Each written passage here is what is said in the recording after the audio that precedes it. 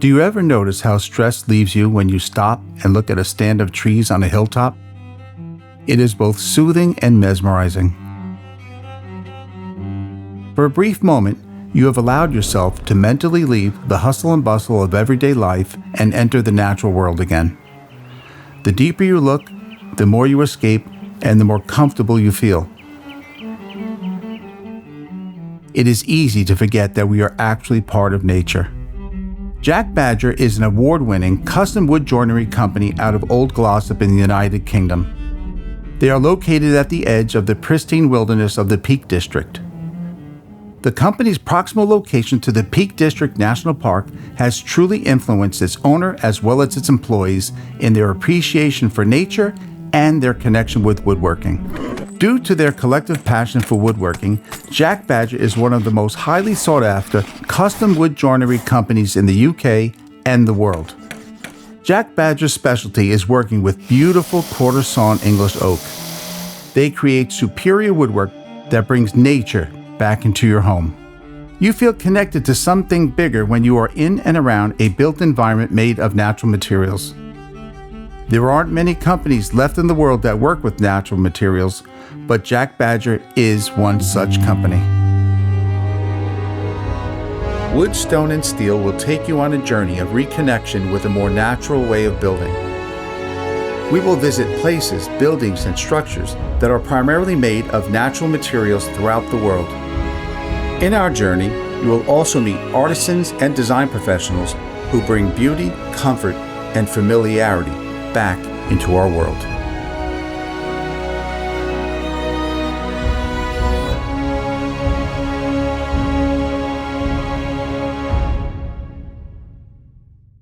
Hello everyone, I'm Ken Sisk and welcome back to Wood, Stone, and Steel, a show about promoting the use of more natural materials in the built environment. Most of you don't know this, but we recently traveled to the UK to visit some remarkable artisans and a few of their projects. We were there for 10 days, drove over 1,500 miles in order to bring this to you.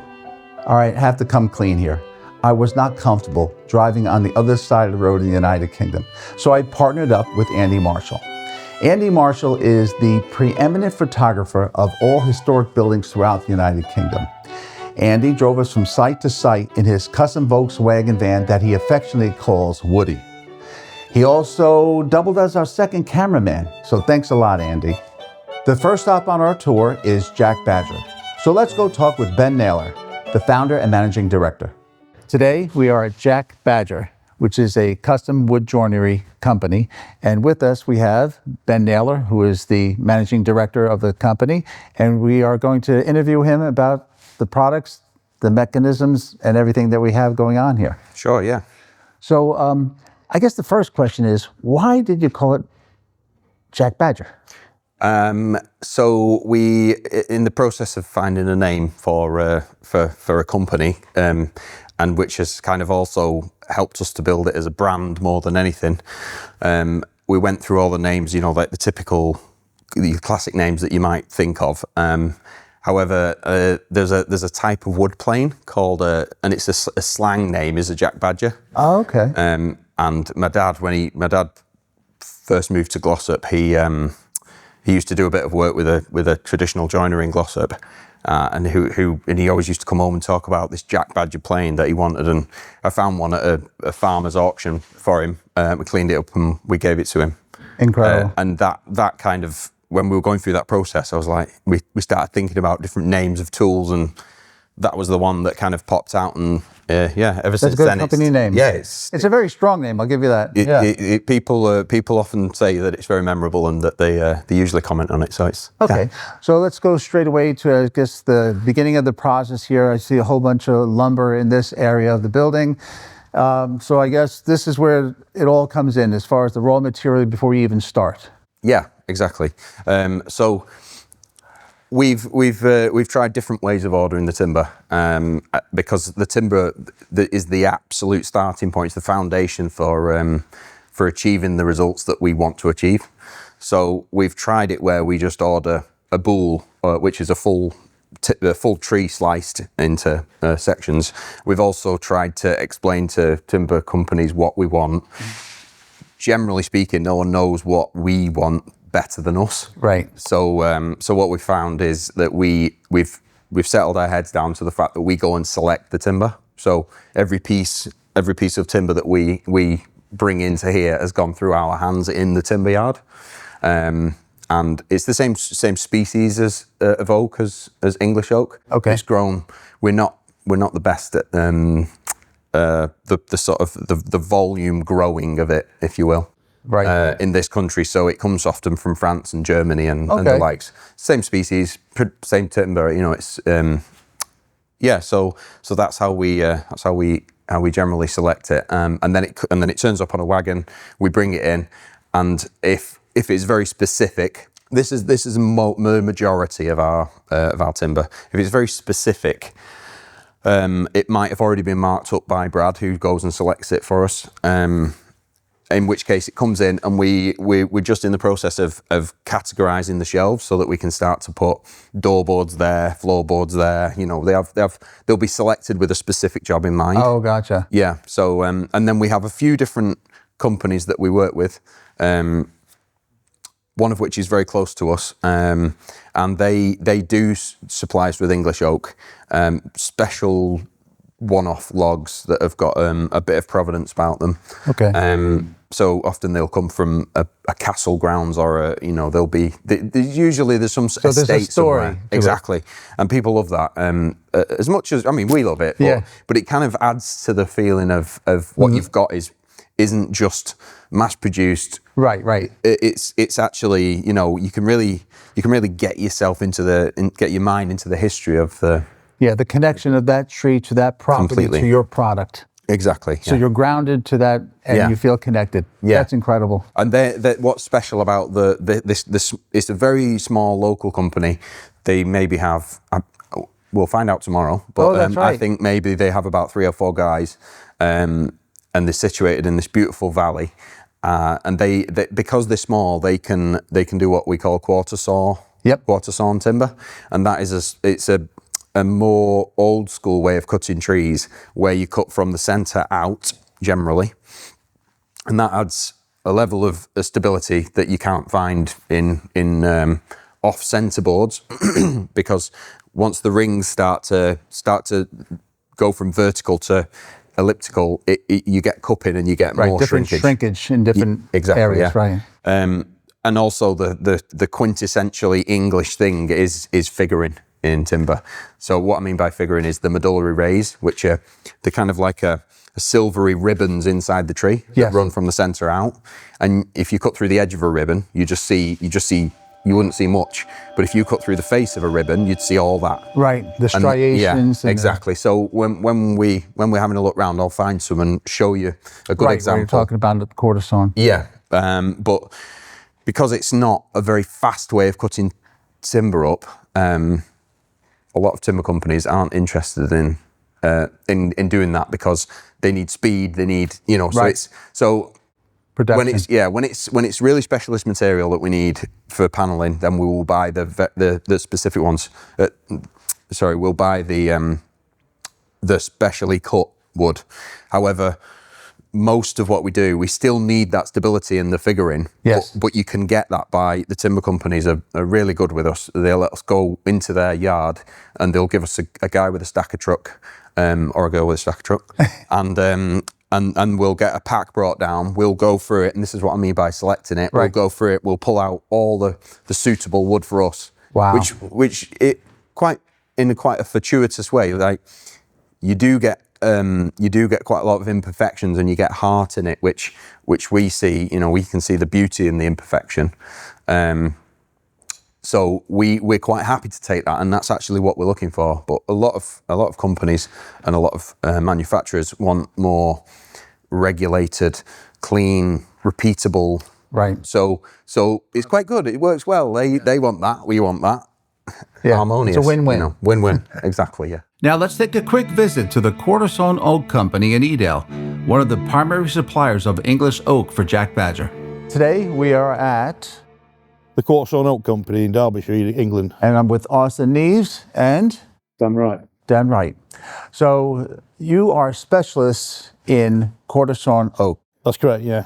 All right, and I know you supply Jack Badger with all their Yes, we do, special yeah. oak, and Yeah, then we do, it's yeah. a select oak as well, because you really go out of your way to go and find this type of straight trees and Absolutely, knotted. yeah, absolutely. The trees are specially selected for us by a very old friend of ours, a good timber merchant. Most of the trees come from some pretty historic sites around the country, usually attached to large country mansions, you know, these massive estates that have ancient woodland that they've been harvesting for many, many hundreds of years. Right. They actually grow oak trees very cleverly like a crop, but you can be a 150, 200-year-old crop. But these things are grown specifically to fell. Originally, they used to cut them to supply themselves with building materials and panelling and flooring and stuff like that. But subsequently, they have now brought it into a business, and we buy the highest quality English oak trees, some of which you can see here. We only buy the top grade oak trees that are about 120 years old, with a minimum diameter of 2 foot. Right. And bigger. Usually the trees we have, they can be this sort of diameter, 3 foot. We've had trees, some trees came down from Glamis Castle in Scotland. They were 4.5 foot diameter, blown down in a storm about 2 or 3 years ago. So the provenance of Oh, excellent, yeah. where we've you had trees bring it from is incredible. Oh, yeah. And then that story comes on to the end user to know where the wood came from. Providence, everything. We only buy in English oak for cutting.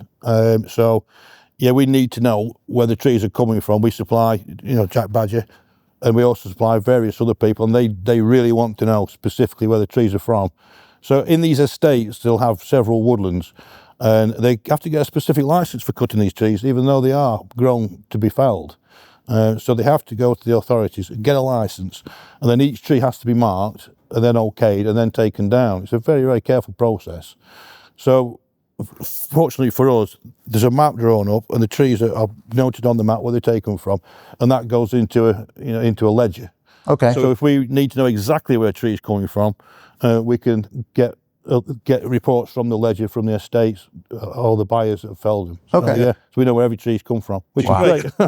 So, That story in itself. yeah. So, and we our people that buy our oak, and the oak, grain-wise, is not too dissimilar from the French and the Belgian oak, and they grow extremely good oak as well, but we do specialise in English or timber for the UK. Is it a particular species, indigenous to just... Quercus it's just a common oak, really. Okay. Yeah, we stay away from Turkey oaks and stuff like that. There's too much sap in them. Okay. But yeah, just a standard straight up and down common English oak. All right, can we just get into how you quarter saw Absolutely, a tree? yeah. So Yeah, we have the circular tree here, Yeah, so we have these trees that are basically... a whole tree. These are sections of whole trees, so these are cut down to around 12 feet length and shorter, depending on what the tree looks like when we get it in. So we buy these trees from the agent, they come on a lorry, stack them up in here. Then what we do to quarter them, this is a quarter of a tree here. So it's one of three that are left here. So we produce these quarters, and you can see on the face here, it's been cut straight through the middle of the tree, which produces this Midori Ray figuring, which is what all top-level cabinet makers and furniture restorers require. Right, so these dark markings are the Midori That's Rays. right, yeah. Yeah, it looks like a little bit like tiger striping, I guess, particularly down there. Yeah, we were having a good look at this in the workshop yesterday. Yeah, it was weren't with Ben's furniture, and you can see where that nice shine is, where that Midori, and it really just illuminates the It's awesome. furniture. As you walk round it, the light and changes. it It shimmers a little. Yeah. If you ever watch political programmes where they got the MPs standing in the Houses of Parliament, particularly House of Commons, and if you ignore all the idiots shouting at each other and look at the panelling behind it, the Pugin work behind it, the quarter-sawn oak in there is absolutely stunning. So we try to emulate that using the same sorts of trees and the same way of cutting, really. Austin and Dan are now going to show us how they cut a tree in half using a jig with 2 chainsaws connected to one bar.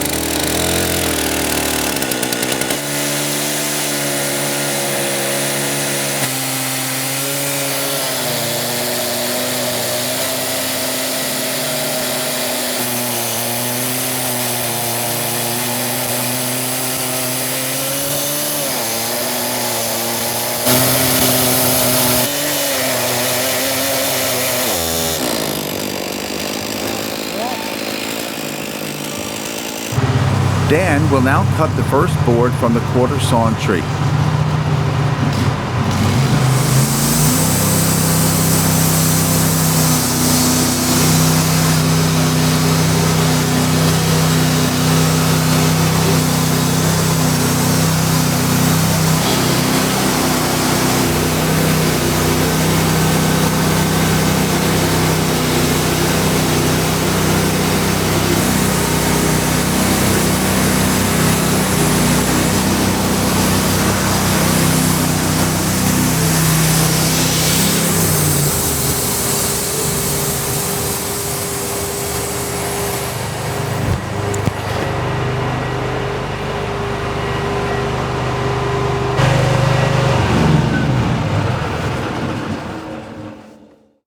So what we do once it's cut, we bring it onto a set of trestles and we brush all the dust off.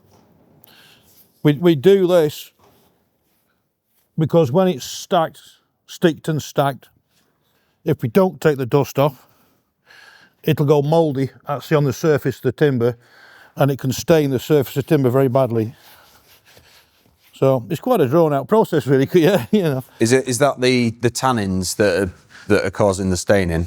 What it is, it's actual, if you look at the residue on here, because it's damp, actually fungus will set up growing in the dust, and it just puts patches of stain. Sometimes, more often than not, it'll come out when you're planing it, but sometimes it doesn't. Yeah. So it's just very important that you brush it off. I think maybe that's what we're experiencing sometimes from, obviously not from you guys, but from maybe other places when Can be, yeah. when there's this with a sticker on it, then you get the stain being forced through it. Quite often with the sticker marks is the seasoning outside and they're letting weather blow in. So what happens is the sticks are always a softwood, and usually a spruce, a white spruce. It doesn't, in itself won't stain, but when the weather drives in, it saturates the spruce and it's like a sponge. Yeah. So it keeps that contact point between the two boards wet. And again, it's exactly the same thing. It's holding moisture, and then it'll hold fungal spores which flourish in it. So that's that done.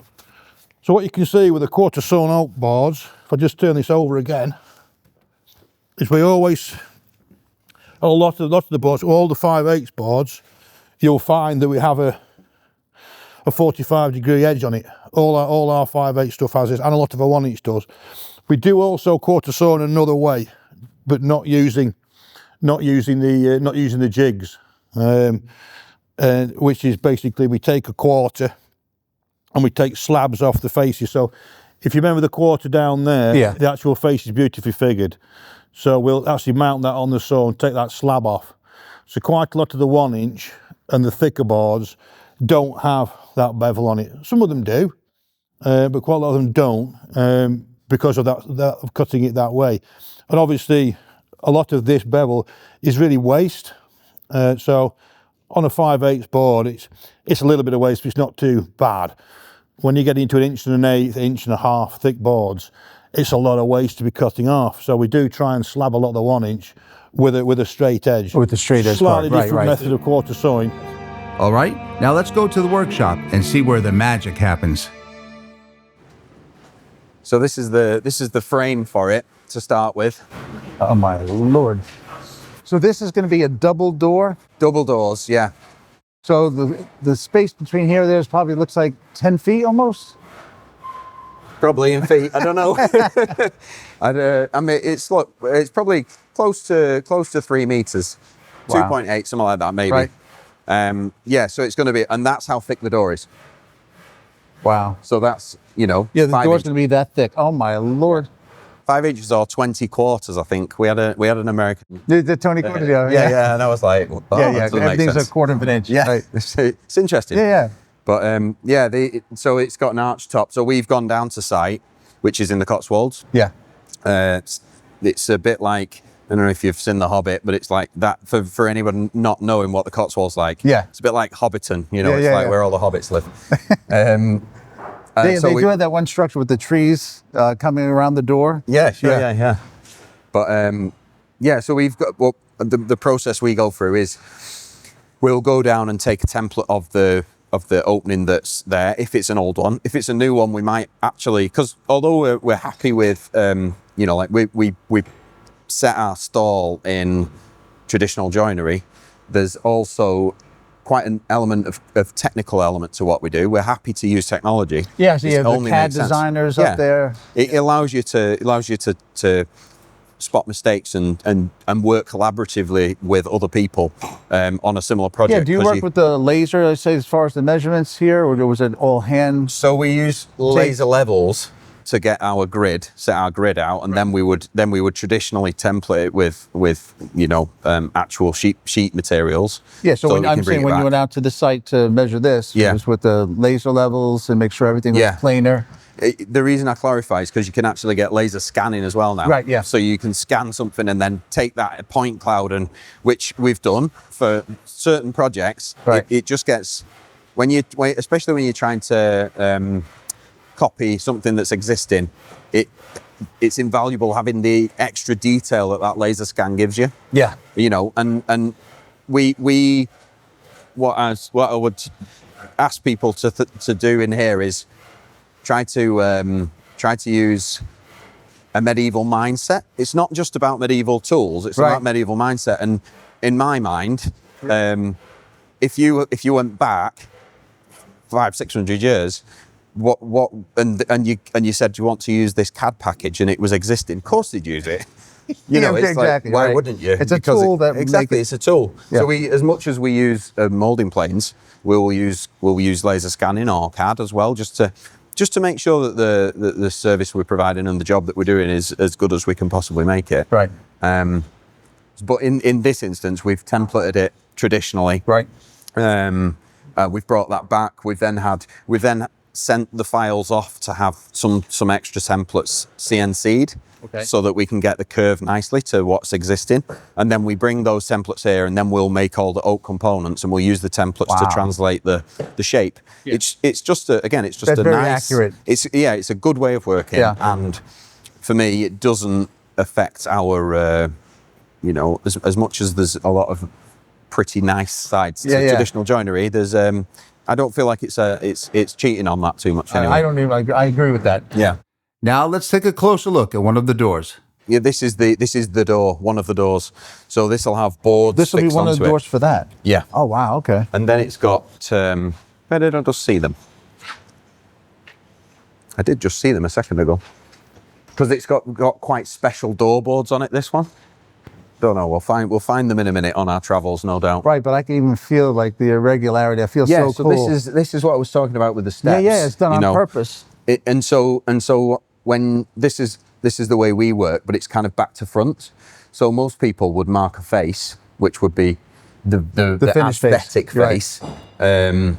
They'd mark the face up, and then they'd work from a machining point of view. They'd always machine from the face side, so that the face always ends up perfect. Plain, right. And then they can sand it and they can get it. And then it looks perfect, which is lovely. Yeah. But that's not our aesthetic, right. And it's quite contemporary. So we flip it over. So we have an aesthetic face and a working face. And the working face is the back face, which is, if you feel under there, that's where that starts to be flat. Oh yeah, it's flat. So it allows you to keep, I mean, you just feel that knot there, because half of it is that is so cool. It's as much about tactile feelings as it is anything. But it gives it the age. You know, other things people talk about, the patina. Yeah. But this actually gives you that old school world look too. Yeah.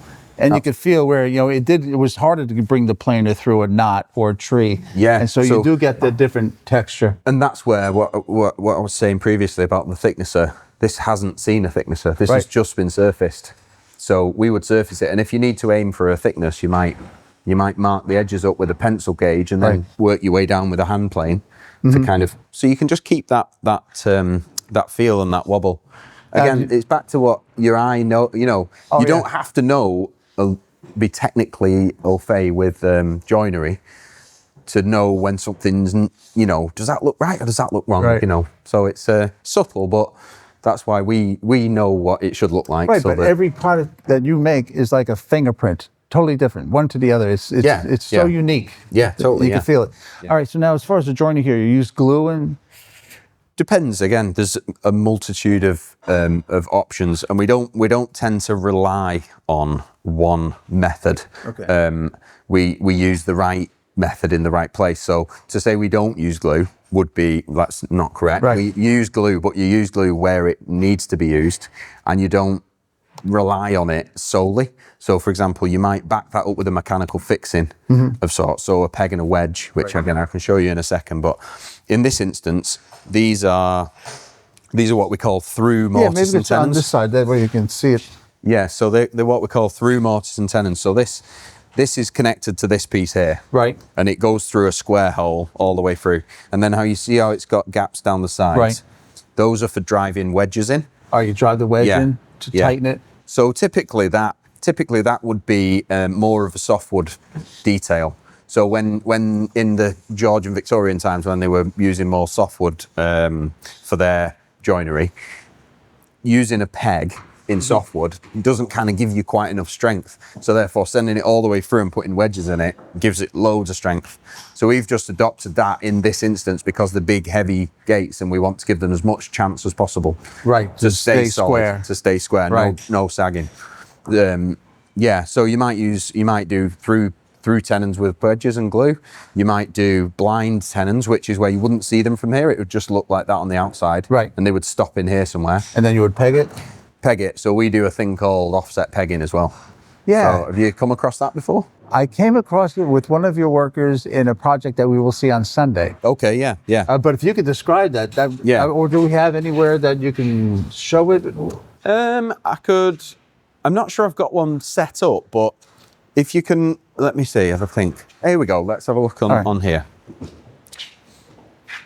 So this is your mortise and this is your tenon side of things. Yep. And that's your mortise. Right. So what you would do is you would, based off your peg size, if it's say it's a 10mm peg, you drill a 10mm peg hole through the mortise without this in. Right. You leave it out. And then what you do is you put it together. You would cramp it up where you want it, and you would use the drill bit, but a drill bit with a point on it, so you know where the centre is. Right. And then you would mark the centre of the hole on your tenon, All right, where we receive it. where you've just got it where you want it. You then take it apart again. Right. You then move your drill bit towards the shoulder slightly, or you move it kind of the opposite way to the way you want to go. Okay. If that makes sense. And drill your hole, say 1/2 mil, 3/4 of a mil. Again, depending on what job it is, you want more or less offset. Right. So then if you imagine you've got 2 holes that are slightly off. Okay. So there's still a gap through the middle, but they're not lined up. Right, offset. Yeah. And then what you would get is you would get a peg. Let me find a quick find a peg. You'd get a peg, but you would put a chamfer on the end of the peg, a bit like a pencil. Yeah, you know, like a pencil taper. sharpener. Yep. Yeah. So then, and that wants to be, but in the way that a pencil's quite steep, it wants to be more shallow. Right. So the idea is you've got a small hole, a small peg on the end. You then drive that through both the holes. It finds that gap in between, and then as the peg starts to become its full width, it pulls everything together. Right. So it's just an amazing old school way of pegging joints together. Love that. And you can use it for pulling up if you're on site and you can't get a clamp on something, or it's a tricky corner, or you need to take some panel in that's in pieces because it won't fit through the door. Right. And then you want to assemble it in situ. You can use that to cramp. It acts like a cramp. So once you've got it in place, you can put your peg in, and it's a very satisfying thing to do. As you're knocking it in and you see the shoulders just crunch tighter and nicer. It's, then you just saw it, yeah. sand it, and everything's good to go. Saw it, pair it, whatever the detail is you want. So now, where's this door going to go off to? So this is actually a garden gate. A garden gate. Yeah. So Wow. it's going in a walled garden in Cheshire, actually, not that far from us. This one. And then the hardware.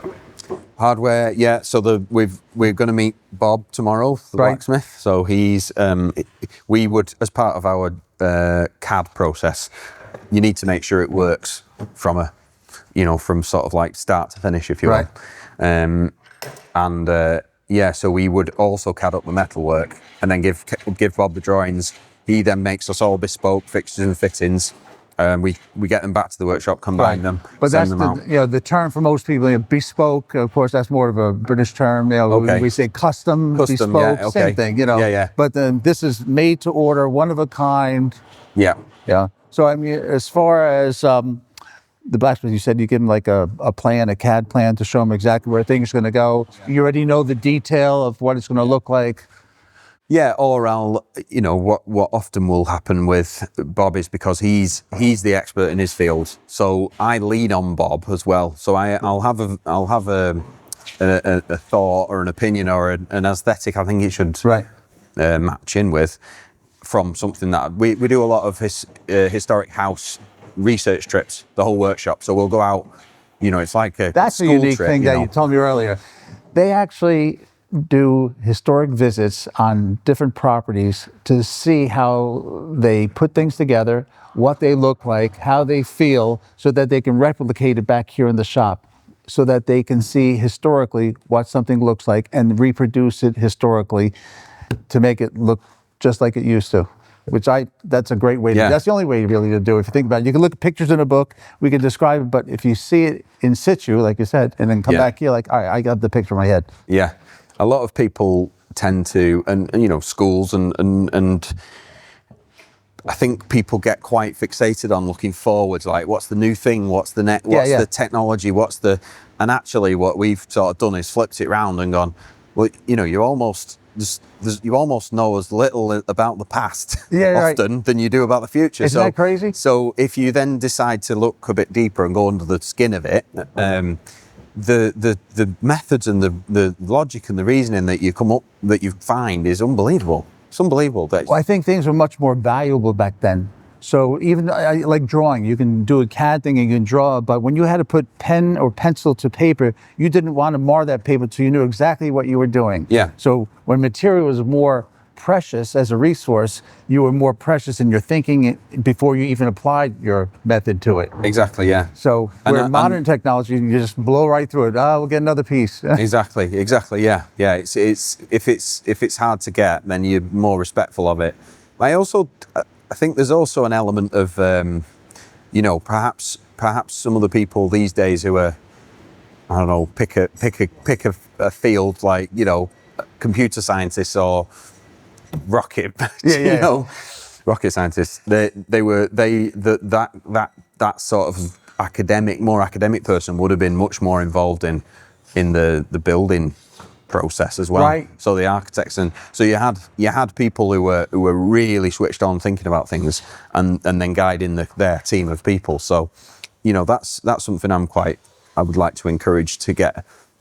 It's not just for people who maybe struggle with academia. It's good for everyone. Oh, totally. It's not you can't not think when you're doing this. That's another work. thing with the trades in general. People just left the trades over the last 30 years, and everybody who had to go to college and take an academic course that has nothing where you can create something.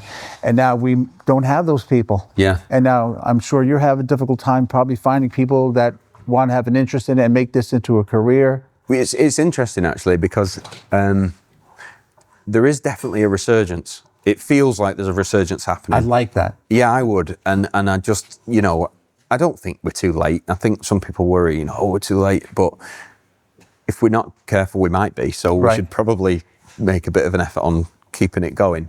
But I've also found there's been quite a lot of people who, for one reason or another, have come to the workshop to visit or seen what we've done, or including us, including you guys, but specifically people who've had maybe quite big paying city jobs, and they've just not getting out of life what they want to get out of life, and they come and they're just like, oh my God, I wish if I could go back 10 years, I would change it, I've heard a term, they leave the soul-sucking job and search for a soul-enriching job. Yeah. That's what that sort of thing. Yeah. Exactly, yeah. Because it's different, isn't it? When you sort of stand back at the end of the day and you've got something. You see the product, you feel the product, you see the product, and the utility of it. It's like, but the reward is incredible. Exactly. Yeah. And it's going to be there for a long time. As well. If you make it right, you can know that you've done the best job you possibly can using the right materials and the right construction methods, and all being well. Well, throughout all of the UK, hundreds of years, you see doors like this. Yeah. Hundreds of years in existence, operating still. That's a very a big source of inspiration Yeah. for me is you go and look at these doors and you think that where they were making them, they were probably making them with candlelight in a with all just power tools, non-power tools, sorry, Right. all hand tools, and this door's still going 500, 600, 700 years later. I love It's it. like someone somewhere has done something right there. So Exactly. that is what we should be Let's studying. recreate that, right? Yeah. We invented the wheel once. We don't have to do it again. Exactly. just keep doing good stuff the right way. Now he's hand planing over here. Is there? This is so Tom's using what is an old school jack plane. So it's for this process is for flattening wood off. So the planer and the fixer, surface planer and fixer. This is a surface planer. Because it's got such a long bed on it. Right. The high spots, it doesn't let the high spots. Sorry, it only hits the high spots. Right. So by the time you've worked your way down, that theoretically, as long as giving you a good workout, you end up with a flat board. Good triceps, right? Yeah, absolutely. Yeah. Keeps you warm, doesn't it? Yeah. But I mean, as far as with the grain, across the grain. Got to go with the grain. Yeah. Yeah. I mean, you can, a bit of sideways. Yeah, on a 45. Yeah, it's probably about as far. Right. Yeah. But with that, anyway. Yeah. Generally with the grain. Yeah. But and this is where you have to find your balance as well. It's not.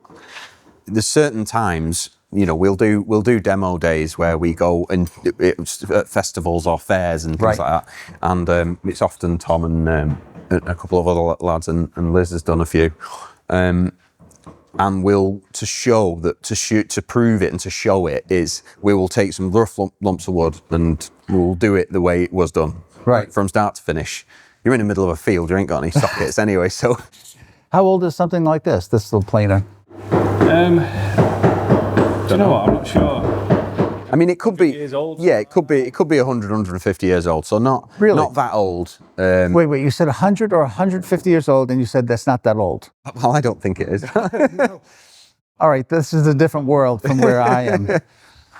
That's If this was 30 years old, 50 years old to us, that would be old. yeah, It's crazy. Yeah. But it still works. I mean, the workmanship that they had to put this together, everything on the right perfect angle, Yeah. I mean, they probably knew it was going to 21-degree angle and everyone had the right template for it. But yeah. Yeah. You mind if I have a go at this? Yeah. Tom will show you Yes. the show you the way. So the grain's going in that direction. Right. That's made. It's all with your shoulders, really. So you're just pushing through your shoulders, and your front hand's just guiding where you want it to go. Yeah, you keep it in the same direction. It's not going to take a big cut. It's not set very deep. But don't press too hard. No, just allow the blade to do. You feel you kind of your feedback is the feel of it.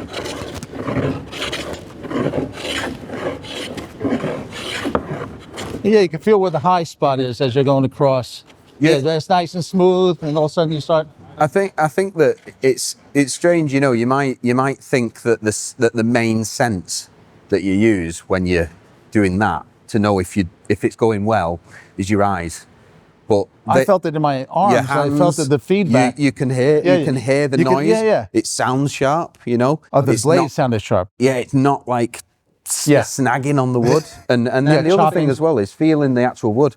That's After you're done, something and that, say, wow, that feels smooth. yeah, you'll notice when you watch people, they'll be working and then they'll put it down and they'll kind of, it's your feedback, it's that sort of, it's how you know it's going right. I mean, so you're really in touch with nature at that point. You're just taking nature, reformulating it so that we can live with it and then putting it around us.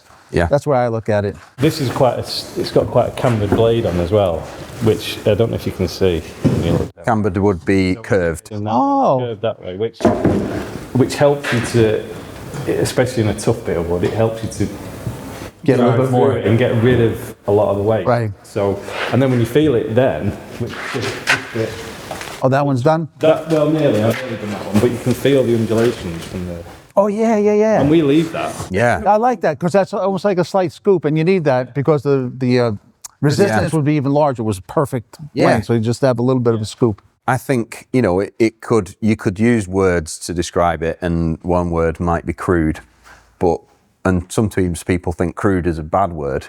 However, actually, it gives you sort of like, I don't know, you get a beauty. Yeah, you get a beauty out of the imperfection the feedback I get on this incredible. Yeah, absolutely. Because visually, you can see it at a certain light, a certain angle, then you can feel it. I mean, you see some floors like that, but I've seen some factory manufactured floors where they do the undulations, and it does not look natural. So I've seen your work, and it's like that looks perfect. That's where you have shaped blades in one of those machines. Yeah. I mean, you know, you get out what you put in. Right. You get effort-wise, I think, and so it's a method. I'm not saying you shouldn't do it. I'm just saying it's a method. We don't use it. But this is actually a really good piece to show you the medullary raise. Yeah. If you could take a look at here, you can see the rough part versus the part that's being taken off. I don't know if you can come down here and take a look at the sheen of it. But you see these silvery marks. So they're the medullary raise. So that's a little snapshot of a part of the ribbon that's inside that tree. So those are full sheets that run through the tree like that. And as you cut across them in certain ways, that's what you get out. And that's the only way you can see it, really. You can only get those if you quarter saw the tree. Right. You can't get them any other way. Or you can rive the tree, which is in essence the same thing. That's where you would be splitting it from the center outwards. So, you know, historically you would have different methods of conversion of timber. You would have pit sawing, which we do have a pit saw. It's probably buried somewhere. A pit saw? A pit saw, yeah. So that's where you have you dig a pit in the ground big enough for a man to stand in. It would have typically been a man then. Probably slightly deeper than a man standing, and then it has bearers across it, which are just two big timbers, and you roll your log over the pit, and then you have a two-person saw, so it has a handle on one end and a handle on the other. One of them's removable, so you can always thread it top and bottom, and that's where the term top dog and underdog comes from. Oh my God! So your top dog is the guy on top. Yeah. And the guy at the bottom, the shavings are all...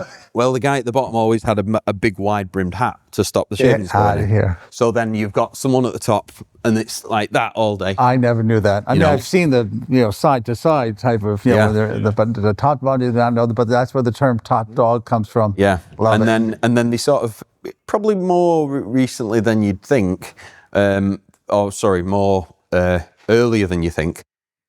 They started to use windmill power and water power to create mechanical saws. Yeah. But then you had, in a typical English fashion, we would go and destroy the mills because we didn't want our, or say we, the pit sawers, the sawyers, would go and knacker up the mills so that because they thought they were stealing the jobs while they were stealing the jobs. Yeah. So we actually came to the automation of timber sawing a bit later than a lot of Europe, I believe. Okay. Yeah, I don't know. Because of that, it's kind of like, we... Yeah, you've been in this industry so long, the history you know about wood is very good. It's, you pick a bit up here and there, But, yes. Because how many years have you been doing this now? 25. 25 years. I think. Yeah, 25. So your first experience doing it, do you remember? I mean, 25 years when I did my apprenticeship. That was. But as far as a child. Oh, before that, I've worked with my dad. So my dad's a stonemason actually, but so I've worked with him since I was probably 5. So construction related, yeah. Yeah, so I've done. And you had the bug early. He made sure of that. But I looked at him and outside in the cold and the rain and the and the dust, and I'm like, I think I'll go and do woodworks. Or you'd be in the office. Yeah, well, that's where I've ended up in it. And Tom, what gravitated you to doing this? So I've always enjoyed making things, and in school it's kind of, you've got a bit of a taste of it, but not as much as you'd like to do. So I left school, went to university and kind of realised that actually it wasn't for me, that type of academic thing. I wanted to put it in my hands. So ended up going back to college to do joinery and absolutely loved it, and just doing bits. So there's a college for joinery? Yeah, so Colleges for everything over here, yeah. Yeah, we have one school in the United States called the College of the Building Arts, and it's a 4-year degree in applied science. It's like the only one I know of the United States. We had a lady from there who You did? came here, yeah. Yeah, and then Philip had one with the plastering. Yeah, Yeah. It was because of Philip that we got one. But we don't have that, and so to have that opportunity to do that, this is why we don't have it where in the U.S. You know, we're here. It's like, wow, everywhere you look, it's like, this is amazing to us, you know, Yeah. because it's unique, it's natural, it feels good, it looks good. I mean, this product would be wanted by me in particular and all the people that I know. Yeah. You know? So that's why I'm like, wow, when you are next to people who are eager to do this work, who love, passionate about it, it's like, wow, it all resonates with all of us. And I can see it working through in the product. Absolutely, yeah.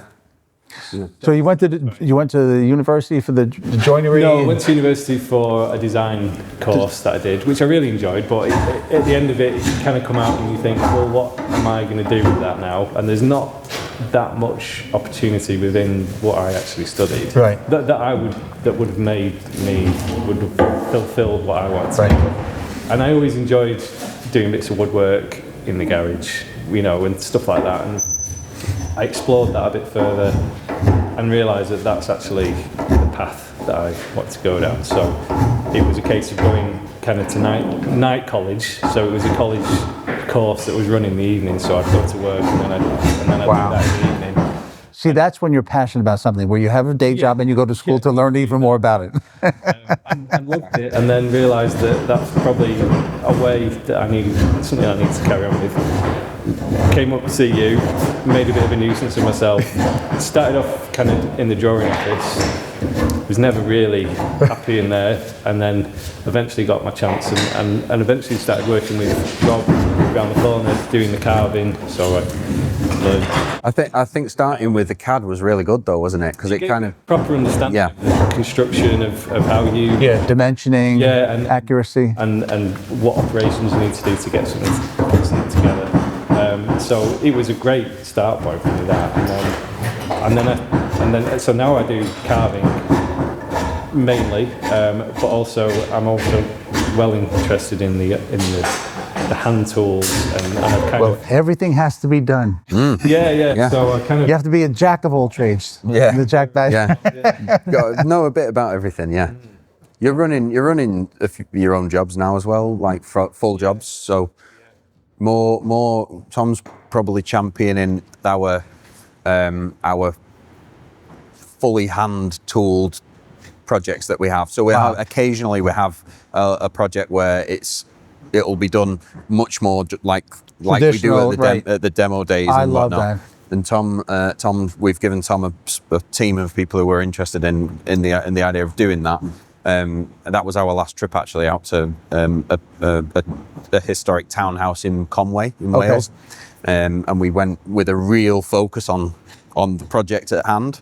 And Tom's been in. That's a great opportunity. In charge of that, yeah. I'm really excited about it because it's a chance to put into practice some of the things that no one does anymore. And we kind of got there. You kind of self-taught ourselves, like this is how you line up a board traditionally. This is how you use an adze to shape a beam or whatever. And there's not many people doing that. And I think if we can make it work, on the right job, commercially, and prove that it can be an efficient way of working as well. It does work. Yeah. And it's just that people kind of forgot how to I think people don't even know it exists. No, well, yeah, that's what it is. We're so far removed from it that to see it again, you're like, wow, that exists. I want that. Yeah.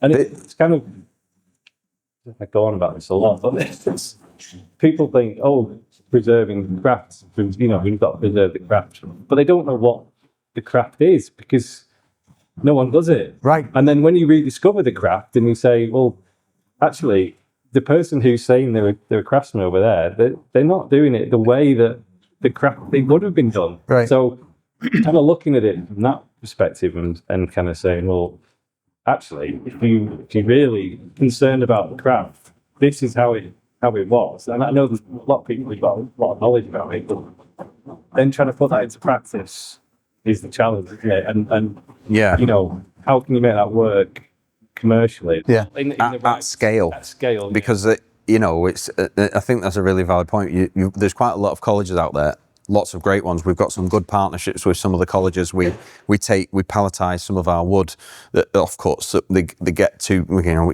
it gets overflowing, and so we palletise it up and take it down and give it to their students to use in their projects that they're doing. Right. Amazing. Can't credit them enough that, you know, they're doing what they're doing, and it's all based around traditional hand tools and joints and whatnot. But much like Tom says, there's a level to that. There's cutting a joint by hand, Right. and it being neat, and then there's using, you know, That. learning scratch stocks and you know, molding planes and all that. So there's another layer to it, which I think is what you're kind of saying about the people don't know what it is. They think that they do, but and I'm not saying that in a bad. It's not a negative or a derogatory way of saying Yeah, it. yeah. It's just that showing people is how they know that they want to have a go at something else, you know, what Right. we're doing. Yeah, yeah. Which is why our days that we do, the demo days, are actually Yeah, quite you get the important to younger us people, because like, get it out even there. older people. I'm like me. I'm like, wow, I love watching. You know, Yeah, totally. I Yeah, mean, it's I've always, you know, worked with planers and stuff like that. But to see a 150-year-old one that's being used right now and on a commercial project, like, wow, yeah. incredible. Plus all your other tools. Through the years, Jack Badger has amassed a vast array of planing tools, which are actually works of art unto themselves. Just to make these tools took a high level of skill and craftsmanship. We get a lot of people ringing up saying, I've got all my granddad's tools and I don't know what to do with them, because old tools are amazing. Like when you start, because we get given lots, you look at lots of them and they're unreal. You know, the delicacy of how they're made. Let me try and find you a particularly special one. You know, like if you look at the sort of what level of skill goes into just making that. Right. And then you think, well, okay, who was using this previously and what conditions were they using them in? It's amazing that they've managed to make something so, you know, it's like, where do you start? Right, How do you start There was with no it? CNC machine back Exactly, then. This was all exactly. hand done. So they're a beautiful thing anyway. People don't use them anymore. They've got routers, they've got spindle molders, they've got, that's what they, Right. you know, that's what they've learned to use. And then I kind of think there's a bit of fear with old tools, because you get this and you get it out of a shed and it's not sharp. Your first job is sharpening it up, and then maybe one of the fillets is missing off it, so you might have to glue a piece on and reshape it in. But once you've got it back on its feet, and we'll do a little demo Yeah, I'd in like a to bit see with that, some. yeah. They're a joy to use, and they're dead easy, and they're really quick, and there's no noise, and there's no dust. Right, and right. They're a beautiful thing to use. So we've been fortunate enough to start collecting these a while ago, and we constantly collecting. We never stop, you know. And you have to organize it a certain way, but you can see the profile of this, right? Exactly. Right in the bottom piece. Right. Exactly, yeah. So there's what we call scoops and hollows. So that would be a scoop, which is got a convex base, Right. and then you have a hollow, which is a concave base. So with those two shapes, you can start to build shapes up as well. You don't just have to use the shape that you're given. So you can create bigger moldings. Right. Yeah. A compound molding shape. By chopping in and then just shaping it. And that's where the skill of using these comes in as well, in this way, is that it's your eye that picks the shape. So you need to know what a nice shape is. Right. Because there's nice shapes and not nice shapes, you know, right? Like in anything. Just like people. Exactly. I hope you enjoyed this part of the Jack Badger series, where we took a closer look at how they select their timber, shape it with traditional tools, and met some of the passionate craftsmen behind these extraordinary works of art. So part 2 of this 3-part series will show you how Jack Badger starts to form and create their masterpieces. We will also have an exclusive visit with his go-to blacksmith, Bob Garlick of Buxton, Derbyshire. So make sure you hit the like and subscribe button and hit the notification bell so you know when this next part comes out. See you soon. And remember, if you don't like this video, make sure you hit the like button 3 times.